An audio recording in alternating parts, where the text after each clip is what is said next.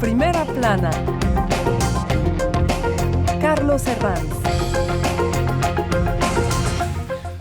Hola a todos y a todas, bienvenidos a En Primera Plana, un programa de Radio Francia Internacional y de France 24, esta semana con el foco puesto en Venezuela y en ese incierto calendario electoral. Para ello, nos acompañan en esta mesa 4 invitados. Ya les presento a Yoletti Bracho, doctora en Ciencias Políticas de la Universidad Lumière Lyon 2. Bienvenida. Gracias. Luis Alejandro Ávila Gómez es investigador del Instituto Francés en Geopolítica. Bienvenido. Gracias. Contamos también con el sociólogo Pedro García Sánchez de la Universidad Paris-Nanterre. Bienvenido. Gracias. Y con nuestra compañera de redacción de RFI, Andreina Flores. Bienvenida. Gracias, Carlos. Horizonte político en Venezuela, hoy nuestro asunto en Primera Plana.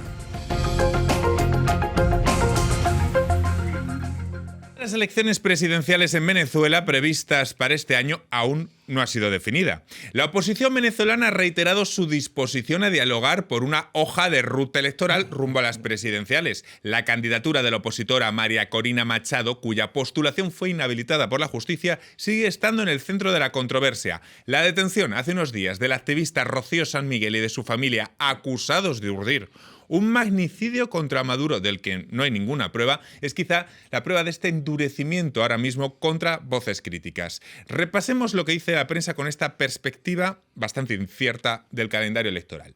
El Nacional, portada de octubre de 2023. Chavismo y oposición pactaron elecciones presidenciales en segundo semestre de 2024.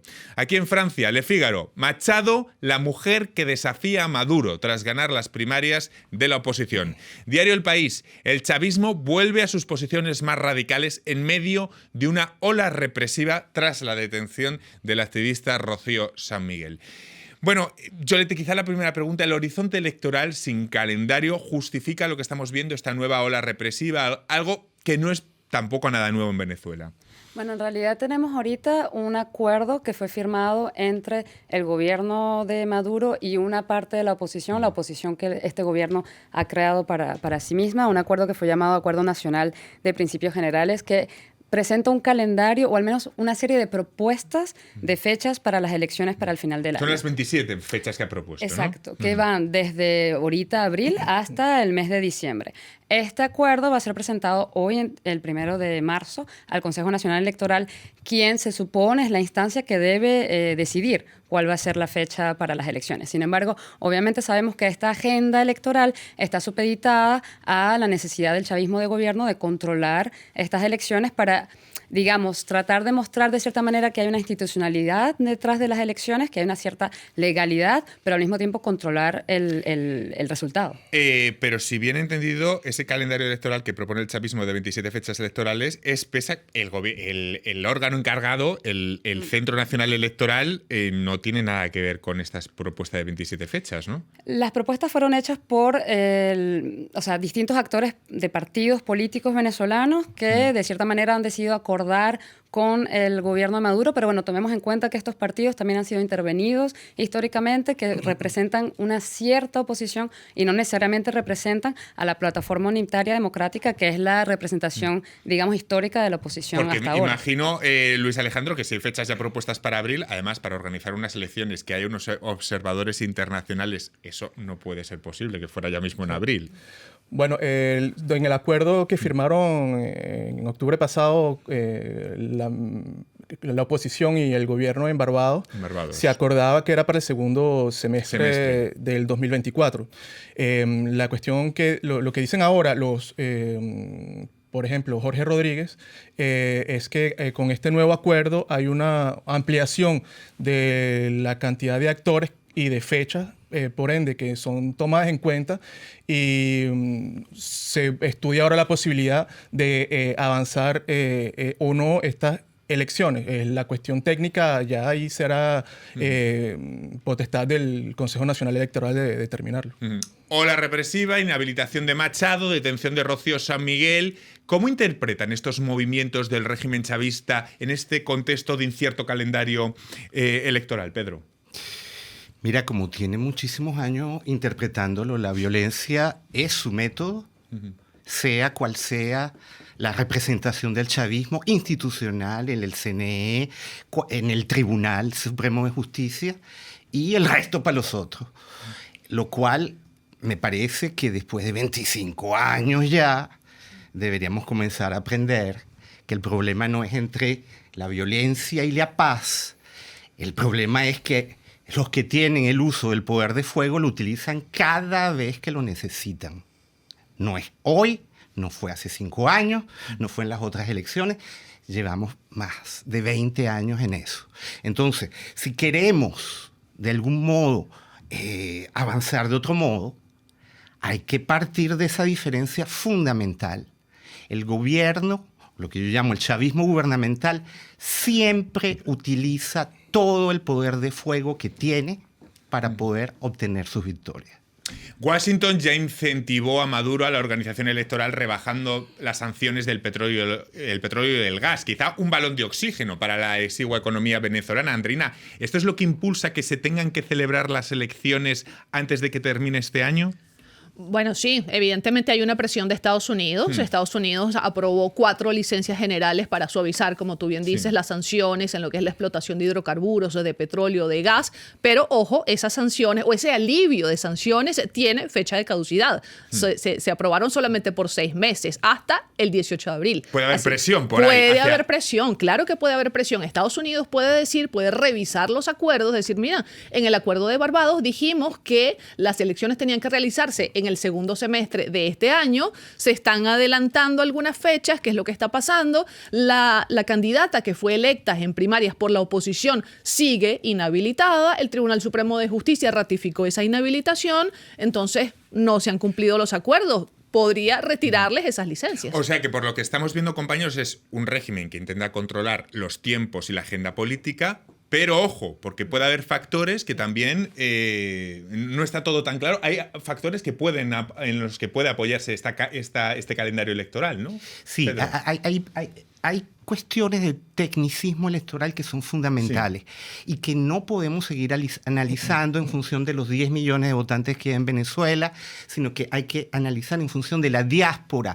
8,8 millones según el Observatorio de la Diáspora dirigido por Tomás Páez. Diferencia con la OIN, que son 7,8. ¿Qué quiere decir eso?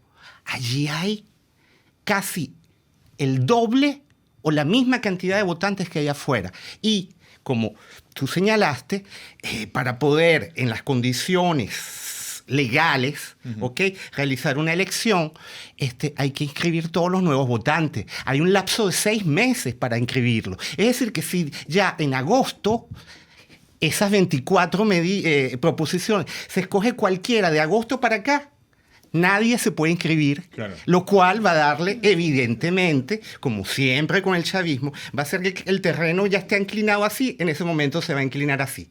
Con esos tiempos me imagino que juega el chavismo. Vamos a intentar poner luz a algunas preguntas que nos plantean este incierto calendario electoral. La primera, ¿en qué se basa la justicia venezolana para inhabilitar a la candidata opositora que ha salido de primarias, María Corina Machado? En la idea en que el militantismo, digamos, de María Corina históricamente y el hecho de que ella ha formado parte de las coaliciones opositoras que históricamente han acompañado los esfuerzos de Estados Unidos para hacer presión sobre Venezuela y ha apoyado entonces las acciones de sanciones económicas, etcétera.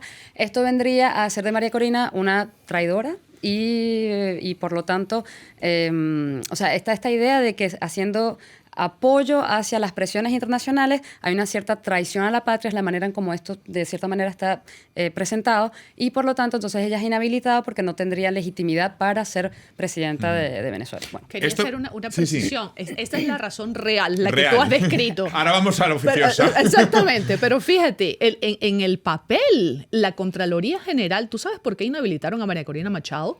Porque no había declarado en su patrimonio personal la recepción de cesta tickets. ¿Sabes lo que es un cesta ticket? Los bonos de alimentación. Le ticket restaurant que utilizamos. El ticket restaurante, exactamente. O sea, esos bonos que tú recibes como parte de tu salario. Usted no los declaró, entonces usted no hizo la declaración correcta de su patrimonio, está inhabilitada. Que es una caricatura. Sí. Esto me lleva a preguntarles por otra cuestión. No sé si quiere decir que si María Corina Machado es candidata es porque, si consigue serlo, o consigue no ser habilitada finalmente, es porque en el chavismo se ha producido un quiebre interno que lo haga posible. ¿Solo esa posibilidad posibilidad podría llevar a unas elecciones con María Corina Machado? Luis. Bueno, yo primero quiero hablar sobre los tiempos, porque pudiera ser probablemente es una posibilidad avanzada la elección, es también por el hecho de que esta inhabilitación de María Corina Machado al parecer no va a ser levantada, y la oposición continúa en sus últimas declaraciones a respaldar a María Corina, y también ella misma en sus declaraciones continúa siendo candidata. Eso nos lleva a un impasse, ¿no? La estrategia política puede ser de adelantar para evitar que esta situación de impasse pueda desembocar en manifestaciones o en las calles, como hemos visto en el pasado reciente en Venezuela, que ha generado... Pregunta, ¿la oposición tiene un plan B en caso de que María Corina Machado siga inhabilitada?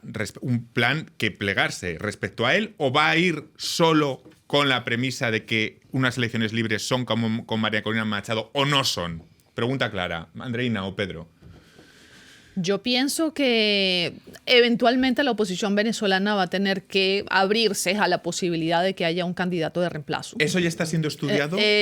Mira, pienso que puede ser una de las cartas sobre la mesa. Sin embargo, María Corina Machado ya ha dicho que reemplazarla no es un plan B, pero bueno, forma parte... A ella no le queda otra, entendemos que a ella no le queda otra. Su discurso de campaña tiene que ser ese, sin duda. Quien piense aún hoy que ese tipo de decisiones se toman en Caracas está completamente fuera de foco. Lavrov, ministro de Putin, la semana pasada visitó 3 países: Cuba, México, Venezuela. ¿Ok? Cualquier plan B, o C, o D, en función de las diversas oposiciones, eso se está negociando con Caracas, con La Habana, con Moscú, con Washington, y es en función de eso que vamos a ver si efectivamente hay planes B o C o D. Pero quien siga pensando que la cuestión es que María Corina designe a alguien, quien siga pensando que con el aparato de Estado actual, que es el que produce las elecciones, es decir, el que hace que el campo tenga el césped, no esté inclinado, etcétera, piensa que se puede hacer. Hay que mirar a la geopolítica. Vamos a hacer una breve pausa en este punto, pero ahora recogemos ideas y les sigo preguntando por esos posibles o no plan B, pero va a ser a la vuelta de pausa aquí en Primera Plana. Hasta ahora. RFI, la selección del mes. Mouzy. Don't sweat too much. Don't stare too much. Don't care too much. Top up the sample. Cuando suba la bruma, La Yegros. y no se vea el sol, ¿dónde estarás tú? ¿Dónde estarás tú? Dime dónde estaré yo.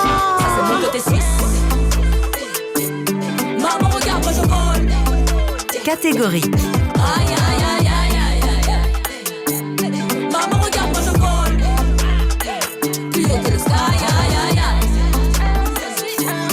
Tu rêves mieux, Pépite. qu'est-ce que j'y peux? Moi aussi, parfois, j'aimerais quitter la ville. RFI. Seguimos en Primera Plana esta semana analizando el calendario incierto de las elecciones venezolanas, con muchos interrogantes. Lo hacemos con Yoletti Bracho, doctor en Ciencias Políticas, Luis Alejandro Ávila, investigador, Pedro García, sociólogo, y nuestra compañera periodista de la redacción de RFI, Andreina Flores. Antes de ir a la pausa estábamos hablando de si María Corina Machado sigue siendo inhabilitada en Venezuela, si la oposición tendría un plan B o estaría manejando un plan B o no. Pero para entender esto también me gustaría preguntarles qué popularidad ahora mismo capitaliza Machado dentro de Venezuela y sobre todo qué criterios tenemos para medir esa popularidad. Porque claro, cualquier cosa que digamos de Venezuela tiene una compleja medida, ¿no? Claro. ¿Cómo sabemos qué popularidad o en qué criterios nos podemos basar? Bueno, muy recientemente, esta semana, la encuestadora Datincorp publicó una encuesta que hicieron a nivel nacional sobre los escenarios políticos, ¿no?, en Venezuela, y efectivamente se mostró que 65% de los electores en Venezuela actuales votarían por María Corina Machado frente a una elección con Nicolás Maduro. Sin embargo, también se mostró que 70% de las personas encuestadas le aconsejan, de cierta manera, a María Corina Machado y a la oposición el hecho de buscar otra persona si María Corina Machado sigue siendo inhabilitada. Finalmente, la discusión para la gente parece no ser la persona como tal, pero el hecho de construir una estrategia de cambio. Efectivamente, María Corina Machado se muestra su popularidad importante a partir de las primarias. En el momento de las elecciones primarias, o en octubre, hubo 2 millones de personas que se movilizaron y le dieron más del 90% de los votos a esta persona. Sin embargo, si pensamos que en Venezuela hay aproximadamente hoy en día 10 millones de electores, claro, tomando en cuenta que hay casi 10 millones de personas que están por fuera que no pueden votar, personas que deberían ser inscritas y que no pueden ser inscritas. De esos 10 millones, hay 2 millones que se movilizaron por ella. Es una gran victoria, pero bueno, todavía falta camino. La cuestión ahora es saber, sí, Pedro. Sí, esos son los criterios de la ciencia política, las encuestas.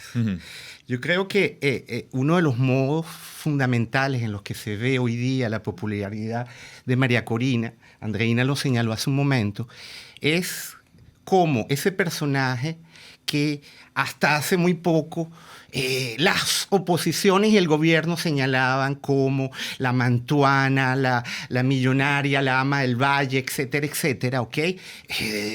Élite, es llevada en brazos por las capas sociales más bajas. El lumpen, la gente que no recibe remesas del exterior, los nuevos pobres venezolanos desde hace ya 20 años. Esa es la gente. La cantidad de videos que circulan en la que son las viejitas que ni siquiera pueden hablar y que dicen, estamos contigo. Ese tipo de signos que antes los acaparaba Chávez, hoy día los acapara María Corina. Otra protagonista de la actualidad, la detención hace unos días del activista Rocío San Miguel y de su familia acusados de urdir un magnicidio contra Maduro del que no hay pruebas, es quizás la prueba también de ese endurecimiento contra voces críticas. Me gustaría explicar brevemente quién es San Miguel y de qué se le acusa, porque es una de las voces públicas, me corregís, Luis o Yoletti o Andreina, más reputadas del mundo militar venezolano, ¿no? Sí, que conoce tiene, bien el mundo tiene militar. una trayectoria de cercanía con el mundo militar y de análisis en relación al aspecto militar. Y un universo castrense que por otro lado es opaco y tiene una complejidad en Venezuela. Sí. Saber lo que pasa ahí, muchas veces los periodistas hemos querido saber qué pasaba en el universo castrense venezolano y nos parece una pieza clave de todo lo que hablamos hoy. Sí. Y ahora, más recientemente, con su ONG Control Ciudadano, bueno, ella, según lo que ha revelado el gobierno venezolano de una serie de atentados en grado de frustración, al parecer una de las personas que capturaron en uno de esos planes que buscaba atacar desde el estado del Táchira cuarteles del ejército y dentro de los documentos que fueron incautados, según las autoridades venezolanas, habían contactos con esta señora Rocío San Miguel. Y es a partir de ahí que ellos hacen investigaciones y llegan a ella. Bueno, de la parte del detalle de cómo se llega a eso no lo tengo, pero es lo que deben ser. Yo le digo. Sí, yo creo que lo que yo diría, respecto a la persona de Rocío San Miguel como tal, es que en este momento ya está representando una dinámica que es una dinámica general que a veces está invisibilizada, que es la de la criminalización, de la sociedad organizada en Venezuela. O sea, en general, cuando la gente se organiza para defender sus derechos, cuando la gente se organiza para simplemente, aportar su voz como ciudadanos, pues hay una dinámica de criminalización de estas organizaciones y de las figuras como Rocío San Miguel que son visibles de estas organizaciones. Entonces, esta persona la vemos hoy en día porque aparte está vinculada a este supuesto magnicidio, pero sin embargo ella es una representación de una dinámica general que es hoy en día cotidiana en Venezuela. Rocío San Miguel, una experta en ese universo militar, y les pregunto, ¿Qué situación vive precisamente ese universo militar venezolano ahora mismo? ¿Maduro controla todo, Andreina? Yo no sé si controla todo el universo militar. Seguramente habrá militares que están pues, en descontento con respecto al régimen de Nicolás Maduro, pero lo cierto es que si los hay, se callan. Hay un bloque militar que está muy, muy conectado con la cúpula del gobierno, que tiene intereses, que tiene negocios, y eso todo el mundo lo sabe. Y bueno, de alguna manera, pues está contento con que Maduro siga ahí y puede seguir años de años y décadas de décadas, y eso les conviene. Pedro. Pero habrá otros que sí están pues, descontentos. Retomo lo que dice Andreina. Tú dijiste, todo el mundo lo sabe. Y digo, realmente no solo en Venezuela, todo el mundo sabe que eso es así. ¿Ok? Es por eso que hoy se decide en Ginebra, en la Corte Internacional de Derechos Humanos, justamente, si todo el proceso que se ha generado desde la Organización de Estados Americanos, con los testimonios de los torturados, ¿ok? Y que sea el fiscal de Derechos Humanos Internacionales ha ido llevando y ha casi obligado al gobierno venezolano a aceptar que se haga eso, hoy se decide si va a continuar o no. Otro factor, el Esequibo. Les quiero preguntar, Yolet y Luis Alejandro, ¿el chavismo abrió con el Esequibo un nuevo frente para asegurarse un control absoluto hasta las presidenciales de 2024? Es decir, un escenario de intensificación del conflicto abre la puerta a declarar, por ejemplo, un estado de emergencia que le permita al gobierno postergar las elecciones. No sé si conviene recordar brevemente ese referéndum por el Esequibo que se hizo, creo que fue en diciembre, ¿no? Sí, efectivamente, hubo un referéndum. Bueno, hay que verlo desde mi punto de vista como una expresión de lo que estaba pasando políticamente dentro de Venezuela. En octubre, la oposición tradicional organiza unas primarias que muestran efectivamente un gran apoyo a María Corina Machado. Frente a eso, la organización del referéndum por el Esequibo es una manera, del chavismo de gobierno, de mostrar yo también puedo movilizar. Recordemos, si hay algún oyente o telespectador que no está al tanto, es ese territorio rico en recursos, también conocido como Guayana Esequiba, que se ubica entre la Guayana y Venezuela, ¿no? Exacto, en el que viven unas 100.000, 120.000 personas aproximadamente, que aparte, o sea, han crecido como guyaneses, son de hecho personas anglófonas, sí. Y sin embargo hoy en día el gobierno de Maduro saca a relucir este tema para, de cierta manera, traer una nueva temática de unión nacional dentro del calendario electoral que está bastante... Parece muy inteligente por parte de Maduro, ¿no? Buscar una causa nacional para reivindicarse, ¿no? Efectivamente, y de cierta manera también para mostrar que hay batallas en las cuales si el gobierno de Maduro pone el frente, nadie puede decir que no detrás, porque finalmente una oposición venezolana a la tampoco... oposición le cuesta articular un discurso contra el Esequibo. Porque no puede necesariamente articularlo. Puede decir, sin embargo, puede mostrar que la cuestión del Esequibo está siendo instrumentalizada. Eso lo puede hacer la oposición y lo ha hecho. Lo que difícilmente puede hacer la oposición es decir, Venezuela no le interesa el Esequibo. Es una batalla, es una lucha territorial que existe desde el siglo XVIII o XVII y que aparte con la cual los venezolanos durante todo el siglo XX también crecieron. Entonces es difícil argumentar, crear un discurso contra la lucha por el Esequibo. En 2018 el propio Maduro se reeligió con 6 millones de votos en unos comicios adelantados con los principales candidatos opositores inhabilitados y que no fueron reconocidos por la comunidad internacional. La semilla del largo conflicto institucional que ha atravesado Venezuela los últimos años. ¿Cómo han sido desde entonces estos años, estos 5 últimos años? Si pudiéramos dar algunas pinceladas, Luis. Sí, bueno, ha habido la tensión en el país ya los últimos 2-3 años se han reducido bastante, pero yo quisiera venir al tema del Esequibo, porque sí, claro, como decíamos, que es un tema de invocar la unión nacional en tiempos de crisis, un clásico de la retórica política en tiempos de crisis, pero más allá de este escenario a lo interno, hay otros, si abrimos un poquito el foco, podemos ver que hay una dinámica en el territorio que se ha estado dando, que ha contribuido a esta situación. El hecho electoral contribuye a explicar, pero no lo es todo. Y si me permites decirte otro punto que ha contribuido es, por ejemplo, como ya habías tú dicho, que el Esequibo es una región que está disputada con Guyana. Sí. Actualmente, desde el 2018, Guyana introdujo una demanda en la Corte Internacional de Justicia para que esta disputa sea solucionada de manera judicial en La Haya. En abril del año 2023, la Corte Internacional de Justicia saca una decisión en la cual dice no considerar la interposición puesta por Venezuela, que la consideraba como no apta para juzgar esta resolución de la disputa. Pasan los meses y en septiembre el presidente de Guyana, Irfan Ali, anuncia que de los 22 nuevos bloques que ellos crearon en el mar territorial, que también se disputa, por ende, como la proyección marítima de las tierras emergidas, 8 proposiciones de nuevos desarrollos petroleros se dan, y esta creación de territorio marítimo en una zona económica exclusiva que no ha sido delimitada aumenta las tensiones entre los dos países, más allá del tema económico. Más allá del tema petrolero. Electoral. Andreina, rápido, una pincelada. Tú hacías una pregunta muy importante. ¿Cómo ha sido Venezuela en estos 5 años? Te cuento yo que estuve en julio. Sí. ¿Ok? Fíjate, el agua llega 1 hora al día a las casas.